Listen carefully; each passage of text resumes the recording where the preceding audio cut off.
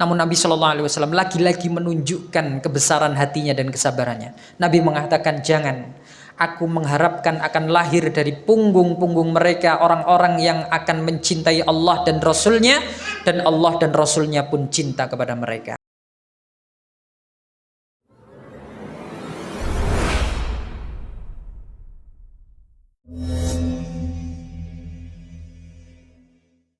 Bismillahirrahmanirrahim.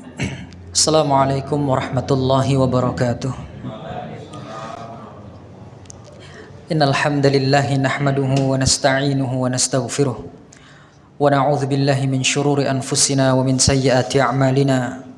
May yahdihillahu fala mudilla lahu wa may yudlil fala hadiyalah. Asyhadu an la ilaha illallah wahdahu la syarika lah wa asyhadu anna Muhammadan 'abduhu wa rasuluhu la nabiyya ba'dah. Qala Allah Ta'ala fi kitabihil karim, ya ayyuhalladzina amanu taqullaha haqqa tuqatih wa la tamutunna illa wa antum muslimun. Wa qala ya ayyuhan nas ittaqu rabbakumul ladzi khalaqakum min nafsin wahidah wa khalaqa minha zawjaha wa batha minhuma rijalan katsiran wa nisaa wattaqullaha alladzi tasaaluna bihi wal arham innallaha kana 'alaikum raqiba.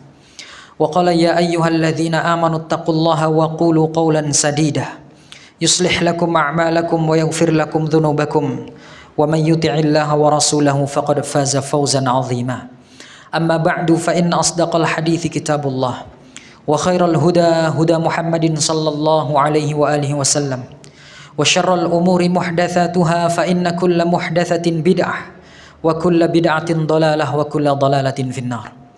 Ikhwanna fid din rahimani wa rahimakumullah. Alhamdulillah, segala puji bagi Allah Subhanahu wa taala, Rabb semesta alam yang telah menciptakan kita semua dan telah memberikan begitu banyak nikmat dan karunia-Nya kepada kita. Dan Tuhan yang telah memberikan kesempatan kepada kita pada malam hari ini untuk berkumpul, bertemu dan berjumpa, bertatap muka di tempat yang mulia ini, yang penuh barakahnya ini, di salah satu rumah dari rumahnya yang mulia, dalam rangka untuk mendekatkan diri kepadanya dengan menjalankan syariat-syariat yang telah diperintahkan kepada kita. Ikhwani fiddin rahimani wa rahimakumullah. Kita akan melanjutkan kajian kita yang membahas tentang perjalanan hidup panutan kita, kekasih kita, Nabi Muhammad sallallahu alaihi wa alihi wasallam. Di mana pada kesempatan yang lalu kita menutup pembahasan kita dengan mengisahkan tentang mengisahkan tentang kepergian atau kematian paman baginda Nabi Muhammad sallallahu alaihi wasallam, paman yang begitu beliau cintai, paman yang begitu besar pengorbanannya untuk beliau, untuk keponakannya, paman yang rela berbagi suka dan duka dengan keponakannya, yang membela beliau dari musuh-musuhnya, menjadi benteng bagi Nabi Muhammad SAW, bagi keponakannya dari musuh-musuh Islam yang hendak mencelakakan beliau, yaitu Abu Talib, paman beliau yang sangat berjasa besar dalam awal-awal dakwah beliau, awal-awal Islam ini muncul di muka bumi. Namun dengan hikmah Allah Subhanahu wa taala, beliau atau Abu Talib ini meninggal dunia dalam kondisi tidak memeluk agama Islam. Sungguh disayangkan memang, setelah begitu besarnya pengorbanan beliau, begitu besarnya perhatian beliau kepada keponakannya ini, namun di akhir hayatnya beliau tidak mengucapkan dua kalimat syahadat yang nantinya bisa menjadi syafaat atau pembela bagi dirinya di hadapan Allah Subhanahu wa taala. Sehingga pamannya ini, Abu Talib ini, walaupun baik sekali, walaupun besar sekali pengorbanannya terhadap agama Islam, dia ditetapkan oleh Allah Subhanahu wa taala sebagai penduduk neraka, kekal di dalamnya. Ya. Namun karena besarnya perjuangan beliau membela Nabi Muhammad, maka Nabi Muhammad SAW memohonkan keringanan kepada Allah Subhanahu wa taala agar diringankan siksaan Abu Talib ini, sehingga diringankanlah siksaan dia. Dan Rasulullah SAW mengatakan, ahwanu ahlin nari adzaban Abu Talib, penghuni neraka yang paling ringan siksanya adalah Abu Talib. Wa huwa munta'ilun bina'laini yaghli minhuma dimaghuhu, dia dikenakan sepasang sendal di neraka yang mana sepasang sendal tersebut membuat otaknya mendidih. Hadis riwayat Muslim. Ini adalah gambaran siksa yang paling ringan di neraka itu, jemaah. Wal'iyadzubillah, kita memohon perlindungan dari Allah Subhanahu wa taala dari api neraka. Kemudian kita lanjutkan kisah berikutnya. Sejatinya kisah ini, jemaah yang dirahmati Allah, adalah kisah yang menunjukkan berturut-turutnya duka yang dialami oleh Rasulullah SAW pada tahun ini, yaitu tahun ke-10 dari kenabian. 10 tahun setelah beliau dilantik oleh Allah Subhanahu wa taala menjadi nabi. 2 bulan, atau ada pendapat yang lain mengatakan 2 hari sepeninggal paman beliau yang tercinta, yaitu Abu Talib, maka kemudian menyusullah Khadijah radhiyallahu taala anha, istri tercinta beliau. Beliau meninggal pada usia ke-65 tahun, di mana pada saat itu usia Nabi 50 tahun. Duka akibat kematian paman beliau seolah bagaikan luka menganga yang masih basah. Kemudian wafatnya Khadijah menambah dalam luka tersebut dan menambah sakit perasaan beliau sallallahu alaihi wasallam. Apalagi jamaah yang dirahmati Allah, Khadijah ini adalah anugerah yang besar yang diberikan oleh Allah Subhanahu wa taala kepada Nabi Muhammad. Anugerah yang sangat besar yang diberikan pada kehidupan Nabi Muhammad sallallahu alaihi wasallam. Beliau radhiyallahu taala anha adalah sosok yang senantiasa menemani masa-masa sulit Nabi sallallahu alaihi wasallam. Beliau rela sakit demi Nabi. Beliau rela mengorbankan hartanya demi membela Nabi Muhammad sallallahu alaihi wasallam. Padahal ikhwan nafiddin, jika dilihat dari kedudukan Khadijah, kita bisa mengetahui beliau dengan parasnya yang begitu cantik, dengan bodinya yang begitu indah, bentuk tubuhnya yang begitu indah, kemudian dengan kekayaannya, dengan hartanya yang begitu melimpah, tidak ada yang menghalangi beliau untuk meninggalkan Nabi Muhammad SAW. Apalagi di masa-masa susahnya Nabi Muhammad SAW. Banyak pembesar-pembesar dari orang Arab yang bersedia menjadi pasangan Khadijah radhiyallahu taala anha. Orang-orang yang mempunyai kedudukan yang tinggi di Arab, mereka rela atau mau menerima dengan sukarela, dengan sukacita untuk menjadi pendampingnya Khadijah radhiyallahu taala anha, melihat dari kedudukannya dan parasnya yang begitu menawan. Tapi Khadijah radhiyallahu taala anha, beliau tetap memilih setia dengan Nabi Muhammad sallallahu alaihi wasallam. Suka dan duka beliau jalani bersama, menggambarkan contoh kesetiaan yang luar biasa dari seorang wanita yang mulia. Nabi sallallahu alaihi wasallam, beliau sangat menyayangi Khadijah, dan juga beliau sangat menghormati Khadijah radhiyallahu taala anha. Sehingga dalam sebuah kesempatan Nabi sallallahu alaihi wasallam pernah memuji Khadijah radhiyallahu taala anha. Beliau mengatakan, dia, yaitu Khadijah, beriman padaku saat orang-orang Quraisy mengingkariku. Dia, Khadijah, membenarkanku saat semua orang mendustakanku. Dia rela menyerahkan harta bendanya kepadaku. Dia rela menyerahkan kekayaannya kepadaku saat semua orang tak mau memberikan apapun padaku. Dan Allah Subhanahu wa ta'ala menganugerahkan keturunanku melalui dirinya saat wanita lain tak dapat memberikannya kepadaku. Ikhwan fiddin rahimani wa rahimakumullah. Khadijah, beliau bukan sekedar sebagai sosok pendamping bagi Nabi Muhammad SAW, namun beliau juga penjaga bagi Nabi Muhammad SAW. Saat Khadijah radhiyallahu taala anha masih hidup, tidak ada musuh-musuh Allah, orang-orang Quraisy yang berani semena-mena kepada Nabi Muhammad SAW.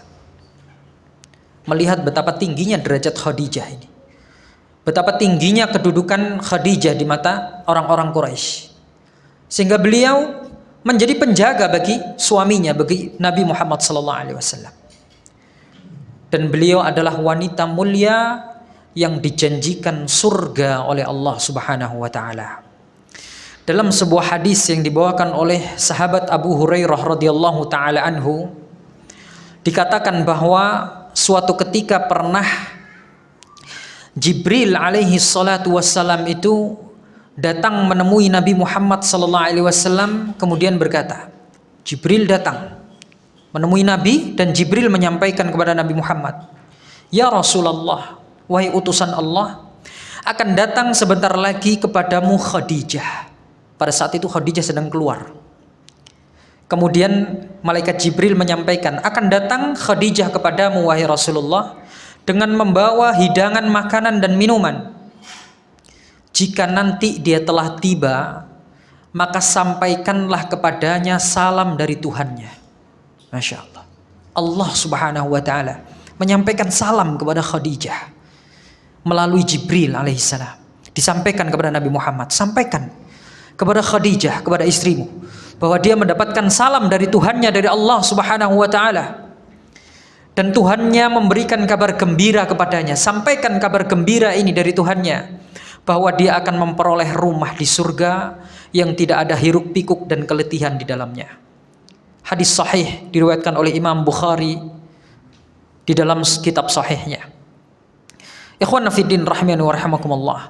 Kurang lebih Khadijah radhiyallahu taala anha ini 25 tahun beliau membersamai Nabi Muhammad sallallahu alaihi wasallam, menemani Nabi sallallahu alaihi wasallam baik dalam suka maupun duka, sampai kemudian pada bulan Ramadan tahun ke-10 kenabian, Allah Subhanahu wa ta'ala memanggilnya, mewafatkan beliau, seolah-olah Allah Subhanahu wa ta'ala mengatakan bahwa tugasnya untuk mendampingi manusia yang paling mulia telah usai, dan meninggallah kemudian beliau radhiyallahu taala anha.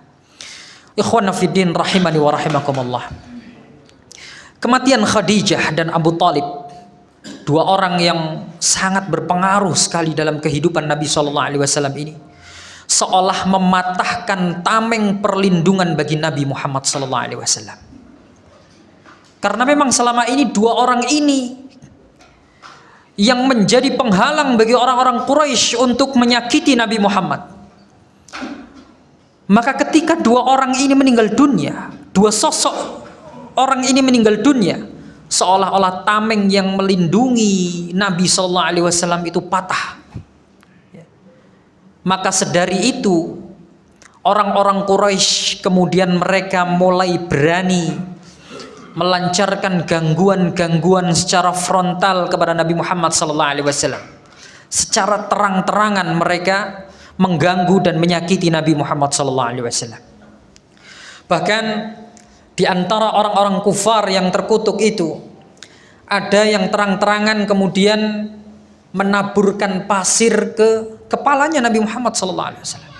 Mereka mengambil pasir kemudian ditaburkan di atas kepalanya Nabi Muhammad SAW yang mulia, sehingga ketika Nabi SAW pulang ke rumahnya dalam kondisi pasir itu masih memenuhi kepalanya, beliau meminta salah satu putrinya untuk membersihkannya, dan putrinya pun membersihkan pasir-pasir itu dari kepala ayahnya yang mulia sembari meneteskan air mata, sembari menangis. Nabi SAW yang melihat putrinya menangis kemudian mengatakan, wahai putriku, tidak perlu engkau menangis, karena Allah Subhanahu wa Ta'ala pasti akan melindungi bapakmu ini. Dan beliau, jamaah yang dirahmati Allah, mengakui bahwa gangguan yang dilakukan oleh orang-orang kafir Quraisy setelah kematian Abu Talib dan Khadijah radhiyallahu taala anha ini semakin keras dan semakin berat beliau rasakan. Sehingga dalam sebuah kesempatan beliau pernah mengatakan, aku tidak pernah menerima gangguan yang lebih parah dari orang-orang Quraisy ini kecuali setelah meninggalnya pamanku. Jadi pamannya ini memang sangat berpengaruh sekali dalam kehidupan beliau. Ketika beliau hidup, ya, tidak ada orang-orang Quraisy yang berani terang-terangan menyakiti beliau, menyakiti Nabi Muhammad sallallahu alaihi wasallam. Memandang tingginya kedudukan Abu Talib di tengah bangsa Arab. Setelah beliau meninggal, sudah seolah orang Quraisy tidak lagi menemukan rintangan atau halangan untuk menyakiti Nabi sallallahu alaihi wasallam. Orang-orang Quraisy semakin gencar melakukan penyiksaan, perundungan kepada Nabi Shallallahu Alaihi Wasallam dan para sahabatnya, dan hal ini menambah duka mendalam bagi beliau, karena dua sosok yang selama ini dianggap sebagai penghalang oleh orang Quraisy untuk mengganggu beliau telah tiada, dan kondisi ini hampir membuat Nabi Shallallahu Alaihi Wasallam berputus asa menghadapi tingkah laku manusia yang semakin semena-mena kepada beliau.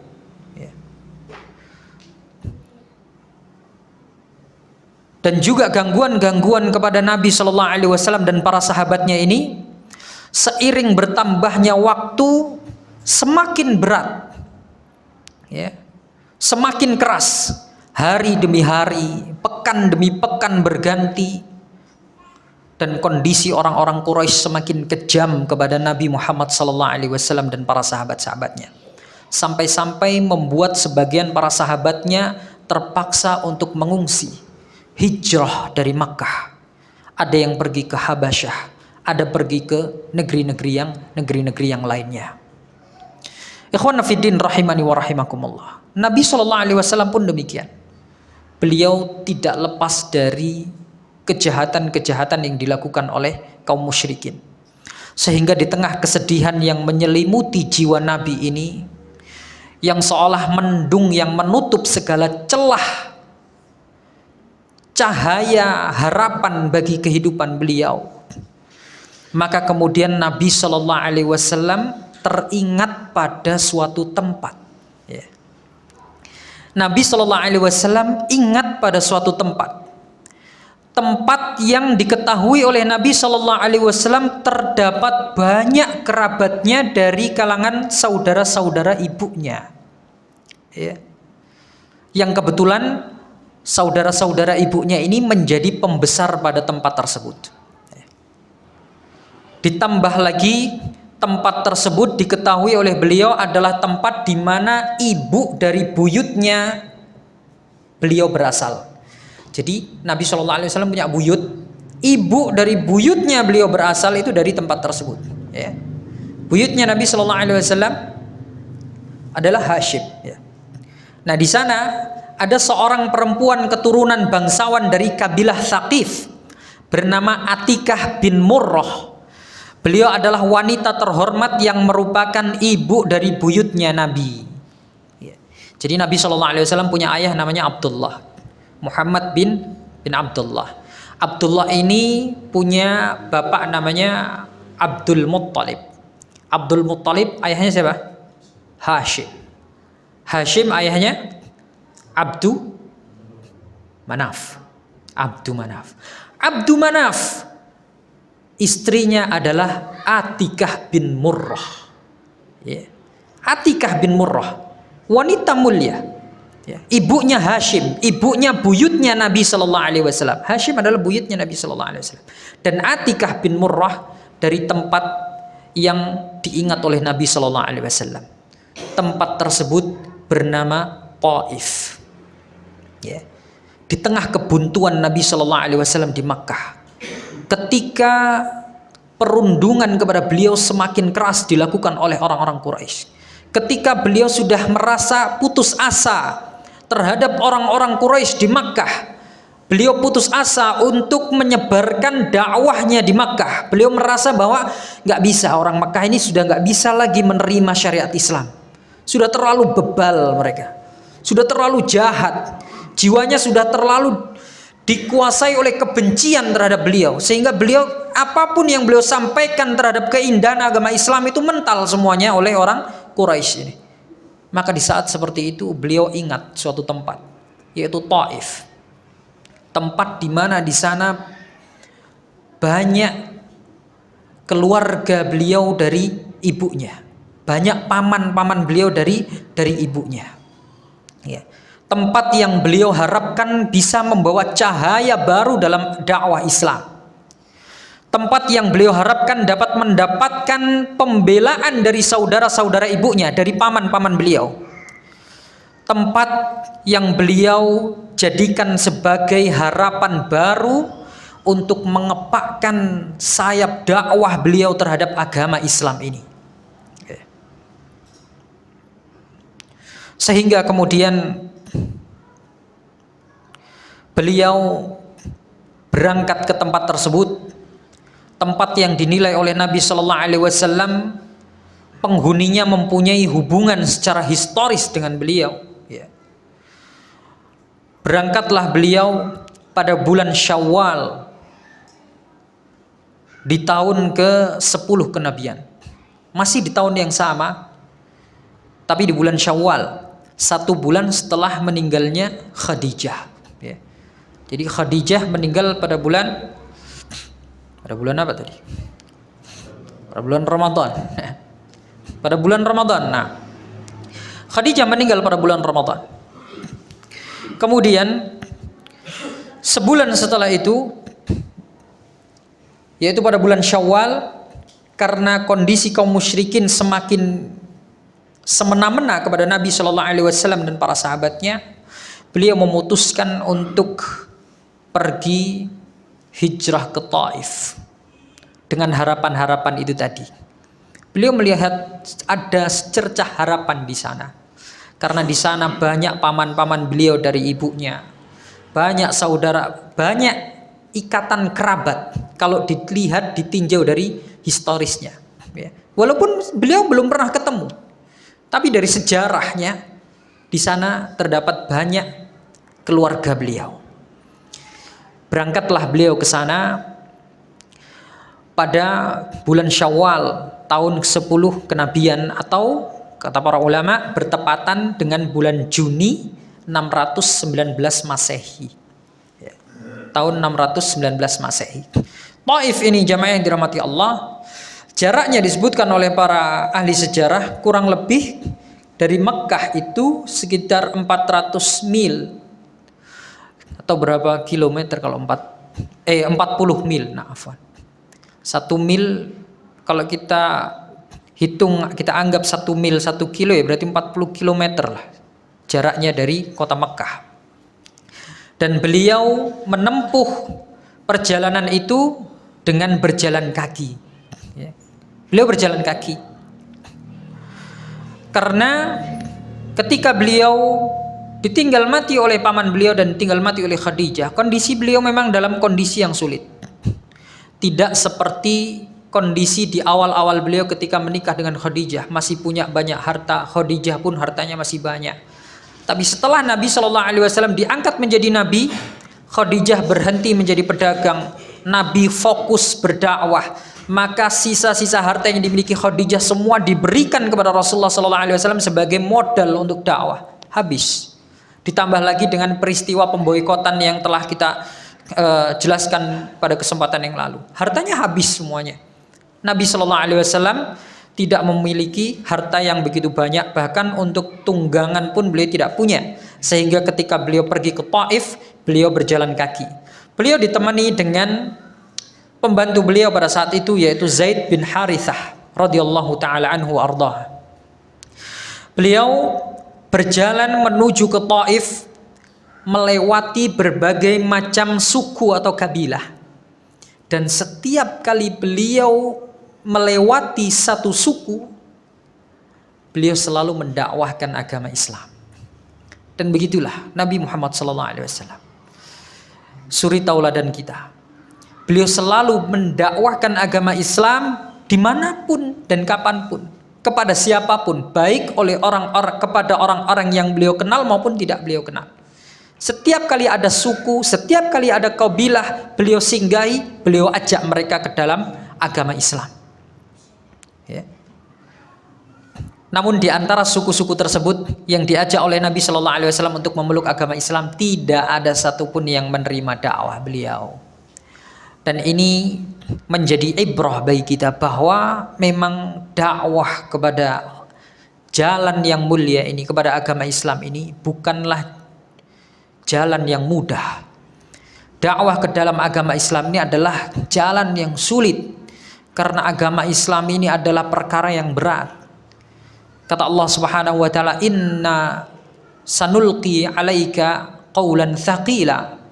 Kami akan memberikan kepadamu wahai Muhammad, membebankan kepadamu wahai Muhammad, qaulan tsaqila, perkataan yang berat, perkara yang besar, agama yang mulia yang besar, berat. Tidak semua orang bisa menerima agama ini. Agama ini tidak bisa diterima oleh orang-orang yang mempunyai penyakit hati. Agama ini tidak bisa diterima oleh orang-orang yang jiwanya rusak, yang tidak diberi hidayah oleh Allah Subhanahu wa taala. Apalagi orang-orang yang terlanjur mempunyai keyakinan yang menyimpang sebelumnya. Maka tidak bisa dengan mudah mereka menerima ajaran agama Islam ini. Ya. Jadi memberi petunjuk manusia ke dalam agama Islam ini tidak semudah membalik telapak tangan, sulit. Ya, bahkan Nabi SAW bertahun-tahun beliau dakwah, pengikutnya tidak langsung banyak. Menunjukkan memang betapa sulitnya berdakwah kepada agama Islam ini. Kemudian ikhwan fiddin rahimani wa rahimakumullah, singkat cerita kemudian sampailah Nabi Muhammad SAW bersama dengan Zaid bin Harithah radhiyallahu taala anhu ke tempat tujuannya, yaitu ke Taif. Sesampainya beliau di Taif, beliau disambut oleh pembesar Taif, yang diketahui ternyata pembesar Taif, ada 3 pembesar Taif yang menyambut beliau. Namanya adalah Yalil, kemudian Mas'ud dan Hubaib. Ketiganya ini secara historis ini masih memiliki hubungan kerabat dengan beliau, masih saudara-saudara ibunya, artinya ya paman-paman Nabi Shallallahu Alaihi Wasallam.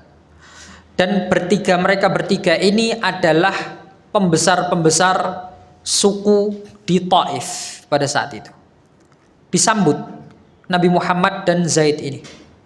Apalagi kemudian ketika 3 orang ini mengetahui bahwasanya yang datang itu adalah keponakannya sendiri, masih keluarganya sendiri, maka Nabi Muhammad SAW dan Zaid bin Harithah ini disambut dengan sambutan yang ramah, disambut dengan sambutan yang hangat. Karena setelah sekian lama ternyata mereka memiliki saudara, memiliki keluarga yang tidak pernah ketemu dengan mereka, tiba-tiba datang, ya, menjelaskan silsilahnya, ya, ingin menyambung kembali tali silaturahmi. Disambut dengan hangat, disambut dengan sukacita. Sambutan hangat dan sukacita dari Bani Thaqif ini tadi membuat Nabi SAW kemudian semakin optimis untuk mendakwahkan agama Islam kepada mereka. Sehingga mulailah kemudian Nabi Muhammad SAW menyampaikan maksud dan tujuan beliau datang ke Taif itu. Ya. Nabi SAW mulai menyampaikan tujuannya. di samping beliau ingin menyambung tali silaturahmi, di samping beliau ingin mencari dan mengumpulkan kerabat-kerabat beliau dari ibunya, ya, beliau juga ingin mendakwahkan tauhid. Beliau ingin menyampaikan bahwasanya beliau telah dilantik oleh Allah Subhanahu wa taala sebagai seorang nabi yang mendakwahkan tauhid ilallah, yang mengajarkan kepada manusia untuk hanya menyembah Allah Subhanahu wa taala saja dan meninggalkan keyakinan-keyakinan nenek moyang mereka yang menyembah berhala-berhala itu. Mengetahui hal ini, paman-paman Nabi Shallallahu Alaihi Wasallam ini, orang-orang dari Bani Thaqif ini, responnya ternyata ikhwan nafidin jauh dari apa yang diharapkan oleh Nabi Muhammad Sallallahu Alaihi Wasallam. Dari yang tadinya begitu ramah, begitu hangat ketika menyambut Nabi Sallallahu Alaihi Wasallam, tapi begitu mereka tahu Nabi Sallallahu Alaihi Wasallam menyampaikan dakwah tauhid ini, berubah sikap mereka menjadi orang yang kasar, yang keras. Dan dakwah Nabi Shallallahu Alaihi Wasallam ini ditolak mentah-mentah oleh mereka, sehingga sebagian dari mereka mengatakan, demi Allah setelah ini aku tidak lagi mau berbicara denganmu. Tadinya hangat menyambut, ahlan wa sahlan, tapi begitu dakwah tauhid disampaikan, berubah mereka menjadi beringas dan lain sebagainya. Nabi Shallallahu Alaihi Wasallam kemudian dicaci maki, dihina, direndahkan di tempat yang beliau harapkan beliau mendapatkan harapan baru di sana. Bayangkan betapa kecewanya beliau. Dan bahkan dikatakan dalam buku-buku sejarah, Nabi Shallallahu Alaihi Wasallam itu mendapat perlakuan yang bahkan lebih keras dibandingkan perlakuan orang-orang Quraisy yang ada di Makkah. Cacian yang disampaikan, yang diterima oleh Nabi Shallallahu Alaihi Wasallam dari orang-orang Taif yang diharapkan bisa membela beliau, itu ternyata lebih keras lagi caciannya dibandingkan cacian orang-orang Quraisy yang ada di Mekah. Membuat hati Nabi Shallallahu Alaihi Wasallam semakin sedih. Secercah harapan yang beliau harapkan itu tadi, dengan sesaat tiba-tiba redup. Bahkan beliau diusir dari sana. Nabi Shallallahu Alaihi Wasallam sampai memohon atas nama kekeluargaan. Beliau mengatakan kepada keluarga-keluarganya yang ada di Taif itu, tolong kalau kalian tidak mau menerima dakwahku, setidaknya jangan kalian sebarkan kepada orang-orang Quraisy di Makkah bahwa aku telah datang ke Taif untuk mencari saudara-saudaraku, untuk mendakwahi mereka ke dalam agama Islam. Jangan sampaikan kalau aku datang ke sini kepada orang-orang Quraisy yang ada di Makkah. Setidaknya atas nama keluarga, atas nama kekeluargaan, itu pun ditolak oleh orang-orang Taif.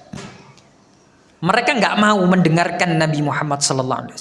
Nggak peduli mau kamu keluarga atau bukan, kami tidak suka kepadamu. Dicaci maki, kamu adalah pendusta dan lain sebagainya. Dan mereka pun akhirnya mengirimkan utusan untuk menyebarkan kepada orang-orang kafir Quraisy yang ada di Makkah bahwa Muhammad telah datang ke Taif mencari saudara-saudaranya, mencari keluarganya untuk membela dirinya dan mendakwahkan agama Islam kepada mereka. Tapi ditolak. Dan hal ini membuat geram, membuat marah orang-orang Quraisy yang ada di Makkah. Orang-orang Quraisy yang ada di Makkah marah.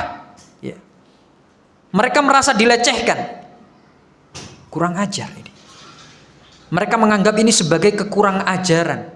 Kok berani-beraninya Muhammad pergi dari Makkah, lari, ingin mencari perlindungan di tempat lain, mencari keluarganya di tempat lain untuk mencari perlindungan. Marah orang-orang Makkah, karena memang orang-orang kafir Quraisy di Makkah itu nggak rela kalau Nabi Muhammad SAW itu selamat.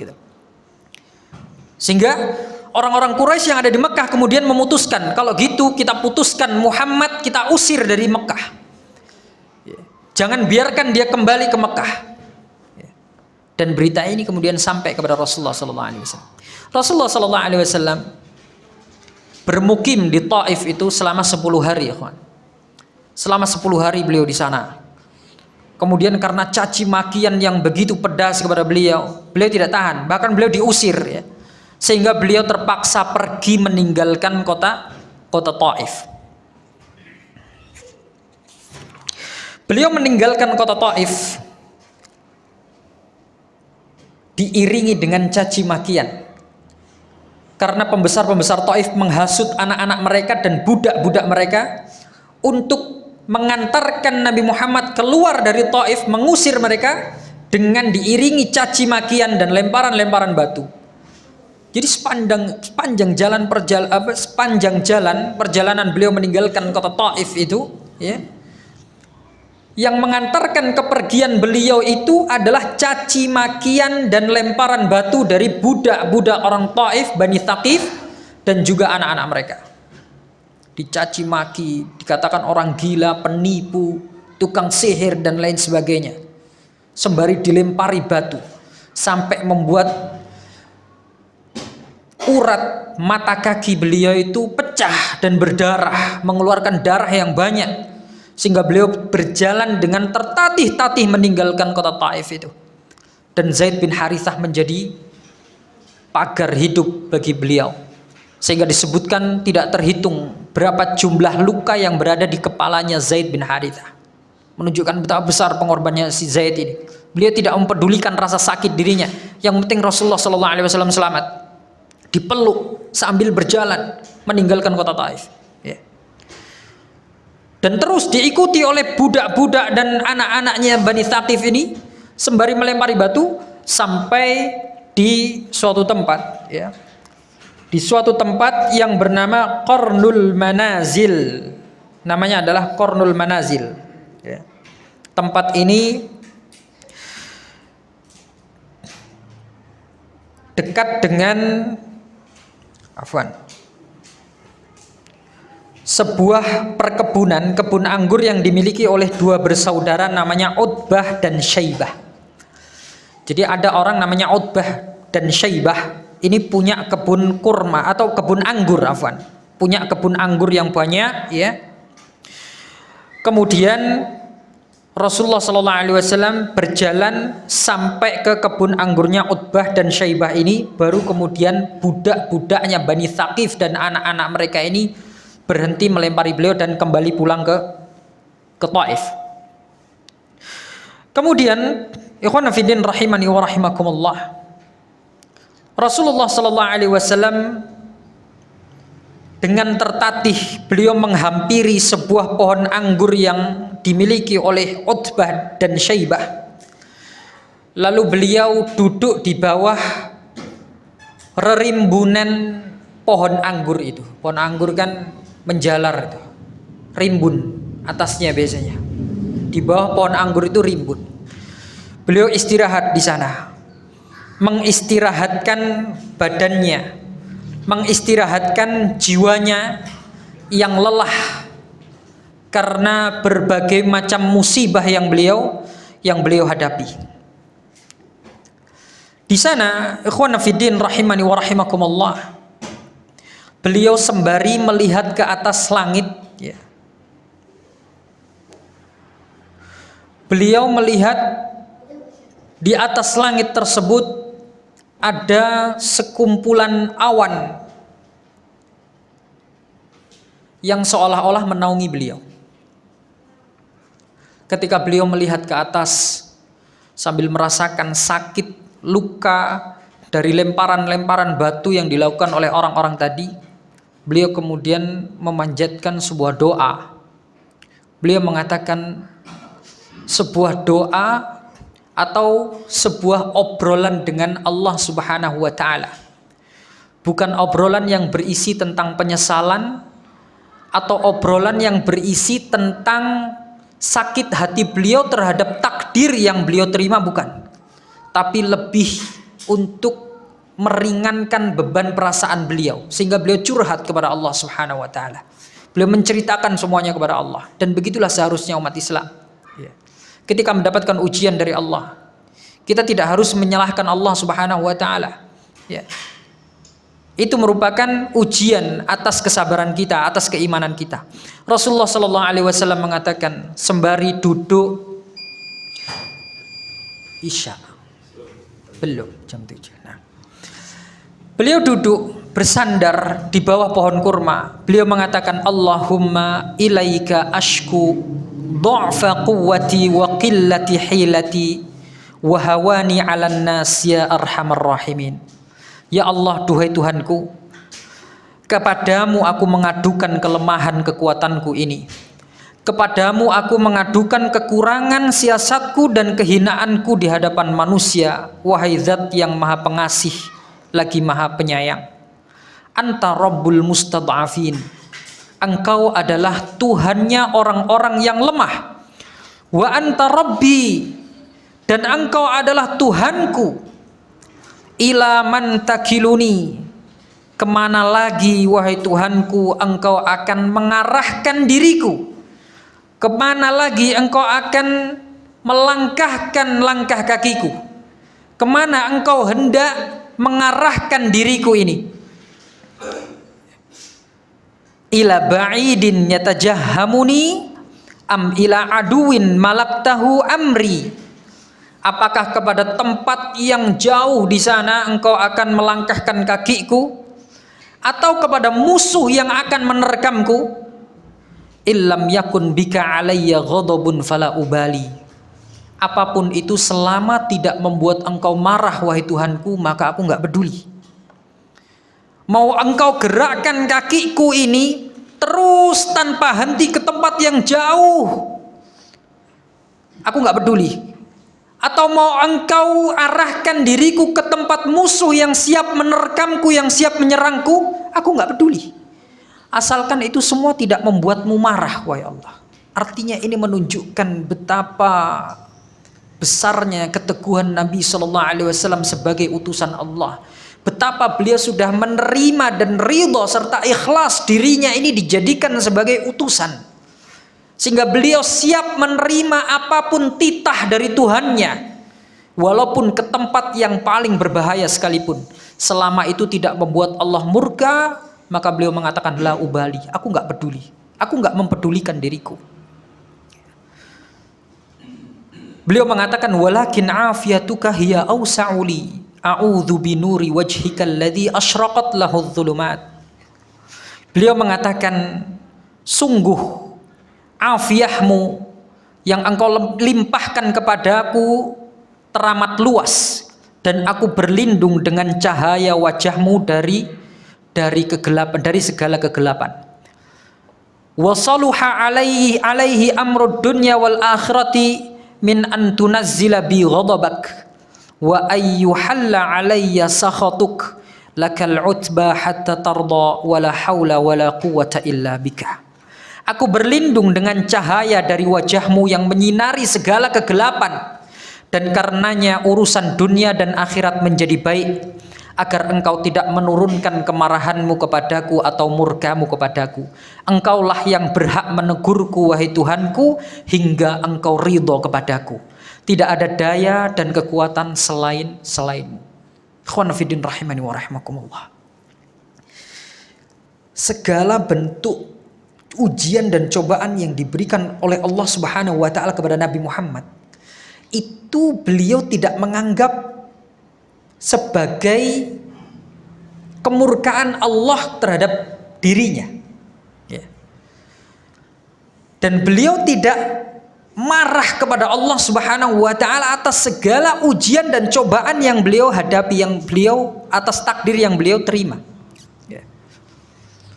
Bahkan beliau sampai memohon ampunan kepada Allah Subhanahu wa taala. Beliau menerima segala ujian dan cobaan atas dirinya selama Allah Subhanahu wa taala tidak marah.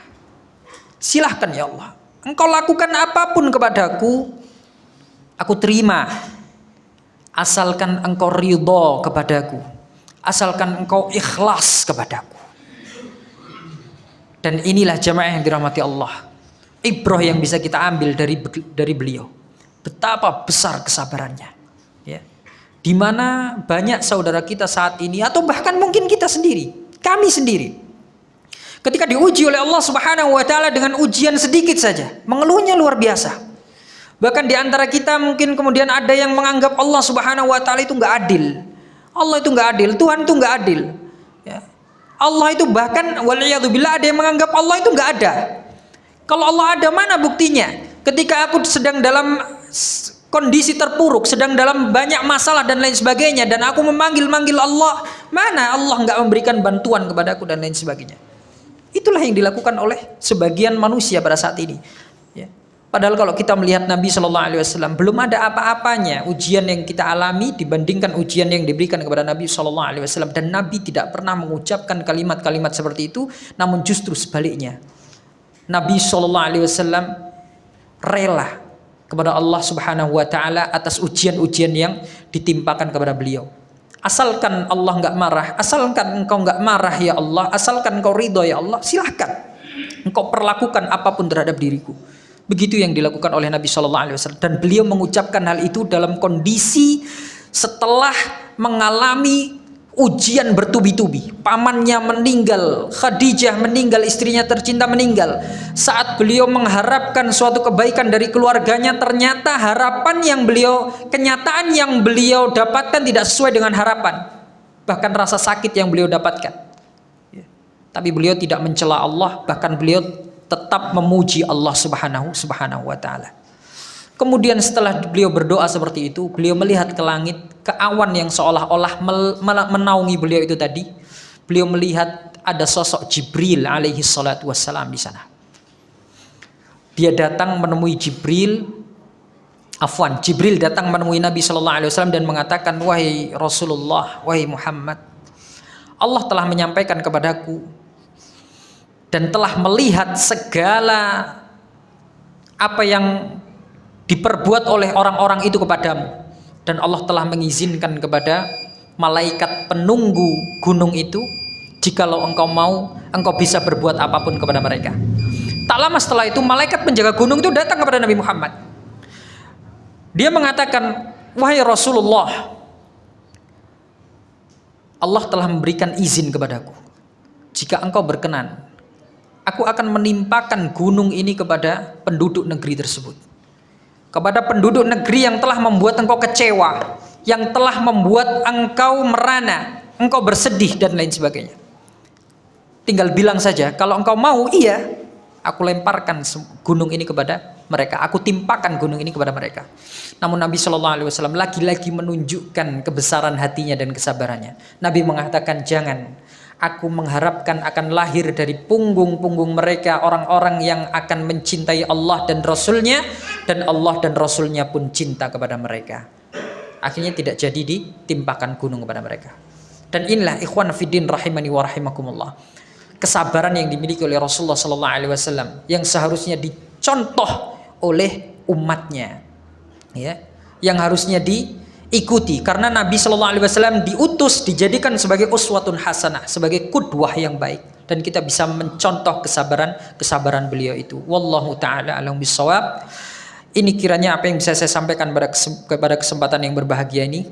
Dan tahun ini terjadi pada tahun ke-10 kenabian, yang mana tahun dari ke-10 kenabian ini dijuluki dengan Amul Huzn atau tahun kepedihan, ya, tahun yang penuh dengan duka dan lara bagi Nabi Shallallahu Alaihi Wasallam karena ditinggalkan oleh orang-orang yang beliau cintai, dan kemudian beliau mendapatkan berbagai macam ujian-ujian dan cobaan-cobaan dari Allah Subhanahu wa taala. Kemudian setelah ini nanti akan datang peristiwa-peristiwa yang dijadikan oleh Allah Subhanahu wa taala sebagai pelipur lara bagi Nabi Shallallahu Alaihi Wasallam atas musibah-musibah yang selama ini beliau hadapi. Allah melihat Nabi Muhammad adalah orang yang telah sukses menghadapi ujian-ujian ini dengan kesabarannya, kemudian Allah ingin menggantinya dengan kesenangan-kesenangan untuk Nabi Muhammad, dan ini insya Allah akan kita bahas, akan kita kisahkan pada kesempatan yang akan datang. Karena waktunya sudah habis, ikhwan fillah rahimani wa rahimakumullah,